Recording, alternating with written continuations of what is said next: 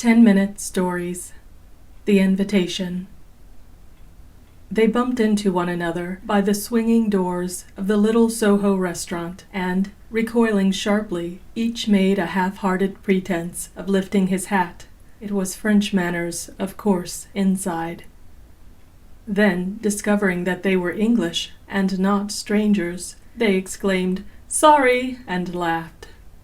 "Hello, it's Smith!" cried the man with the breezy manner. "And when did you get back?" It sounded as though Smith and you were different persons. "I haven't seen you for months." They shook hands cordially. "Only last Saturday on the Rolitania," answered the man with the pince-nez. They were acquaintances of some standing. Neither was aware of anything in the other he disliked. More positive cause for friendship there was none. They met, however, not infrequently. "Last Saturday, did you really?" exclaimed the breezy one. And, after an imperceptible pause, which suggested nothing more vital, he added, "And had a good time in America, eh?" "Oh, not bad, thanks. Not bad at all." He likewise was conscious of a rather barren pause. "Awful crossing, though," he threw in a few seconds later with a slight grimace. "Ah, at this time of year, you know," said Breezy, shaking his head knowingly. "Though sometimes, of course, one has better trips in winter than in summer. I crossed once in December when it was like a mill-pond the whole blessed way." They moved a little to one side to let a group of Frenchmen enter the swinging doors. "It's a good line," he added in a voice that settled the reputation of the steamship company forever. "By Jove, it's a good line." "Oh, it's a good line, yes," agreed Pince-Nez, gratified to find his choice approved. He shifted his glasses modestly. The discovery reflected glory upon his judgment. "And such an excellent table," Breezy agreed heartily. "I'd never cross now on any other," he declared as though he meant the table. "You're right." This happy little agreement about the food pleased them both. It showed their judgment to be sound. Also, it established a ground of common interest, a link, something that gave point to their little chat, and made it seem worthwhile to have stopped and spoken. They rose in one another's estimation. The chance meeting ought to lead to something, perhaps. Yet neither found the expected inspiration, for neither, au fond, had anything to say to the other beyond passing the time of day.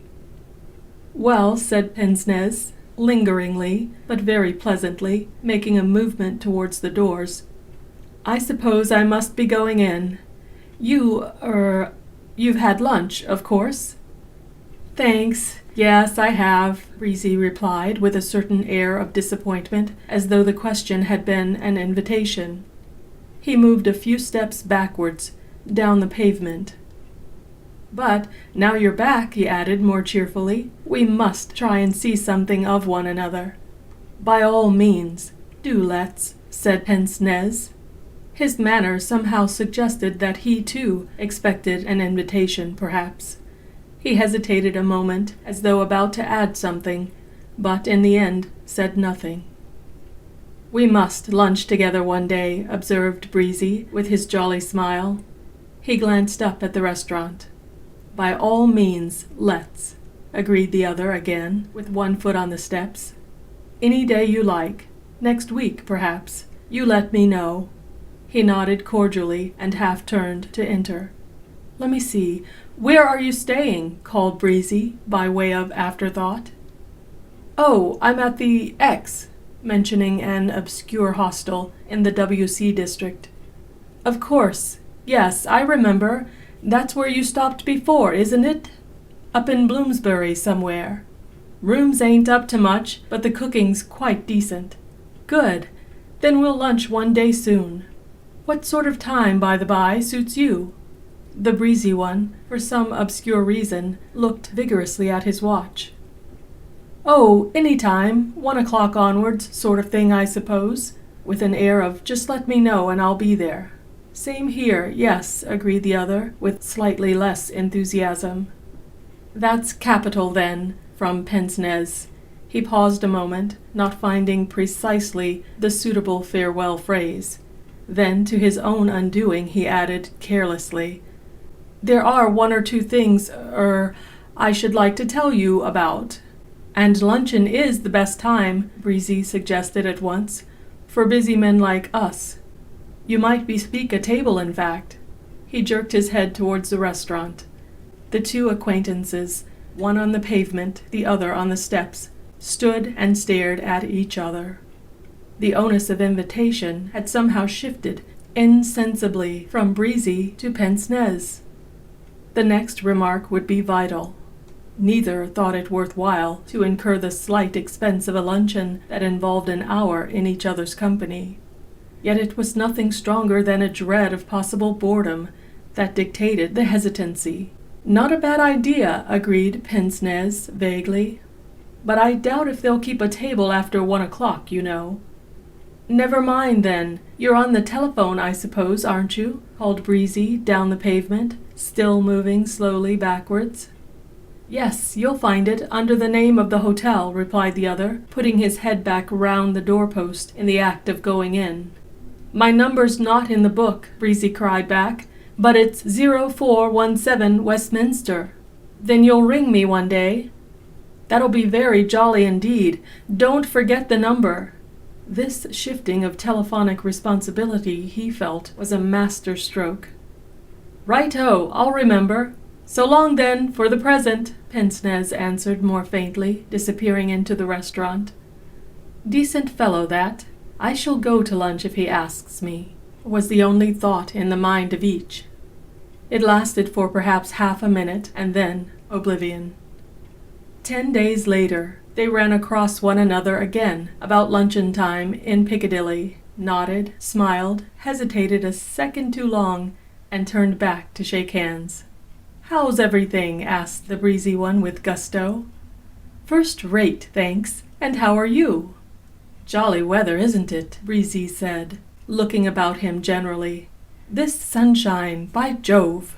"Nothing like it," declared pince-nez, shifting his glasses to look at the sun, and concealing his lack of something to say by catching at the hearty manner. "Nothing," agreed Breezy. "In the world," echoed pince-nez. Again the topic was a link. The stream of pedestrians jostled them. They moved a few yards up Dover Street. Each was really on his way to luncheon. A pause followed the move. "Still at, that hotel up there?" The name had escaped him. He jerked his head vaguely, northwards. "Yes, I thought you'd be looking in for lunch one day," a faint memory stirring in his brain. "Delighted. Or you'd better come to my club, eh? Less out of the way, you know," declared Breezy. "Very jolly, thanks. That'd be first rate." Both paused a moment. Breezy looked down the street as though expecting someone or something. They ignored that it was luncheon hour. "You'll find me in the telephone book," observed pince-nez presently. "Under X Hotel, I suppose," from Breezy. "All right. 0995 Northern's the number, yes?" "And mine," said Breezy, "is 0417 Westminster, or the club," with an air of imparting valuable private information, "is 0866 Mayfair. Any day you like. Don't forget." "Rather not. Somewhere about 1 o'clock, eh?" "Yes, or 1:30. And off they went again, each to his solitary luncheon. A fortnight passed, and once more they came together, this time in an ABC shop. "Hello, there's Smith," thought Breezy. "By Jove, I'll ask him to lunch with me." "Why, there's that chap again," thought pince-nez. "I'll invite him, I think." They sat down at the same table.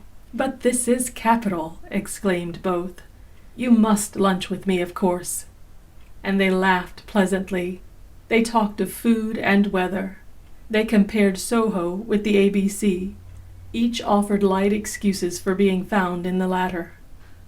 "I was in a hurry today, and looked in by the merest chance for a cup of coffee," observed Breezy, ordering quite a lot of things at once, absent-mindedly as it were. "I like the butter here so awfully," mentioned Pince-Nez later. "It's quite the best in London, and the freshest, I always think." As this was not the luncheon, they felt that only commonplace things were in order. The special things they had to discuss must wait, of course. The waitress got their paper checks muddled somehow. "I've put a halfpenny of yours on his," she explained cryptically to Pince-Nez. "Oh," laughed Breezy, "that's nothing. This gentleman is lunching with me anyhow." "You'll have to make it all right when you get outside then," said the girl gravely. They laughed over her reply. At the pay desk, both made vigorous search for money. Pince-Nez, being nimbler, produced a florin first. "This is my lunch, of course. I asked you, remember," he said. Breezy demurred with a good grace. "You can be host another time if you insist," added Pince-Nez, pocketing 2 pence change. "Rather," said the other heartily. "You must come to the club any day you like, you know." "I'll come tomorrow then," said Pince-Nez, quick as a flash. "I've got the telephone number." "Do!" cried Breezy very, very heartily. "Indeed, I shall be delighted. 1 o'clock, remember." End of The Invitation by Algernon Blackwood.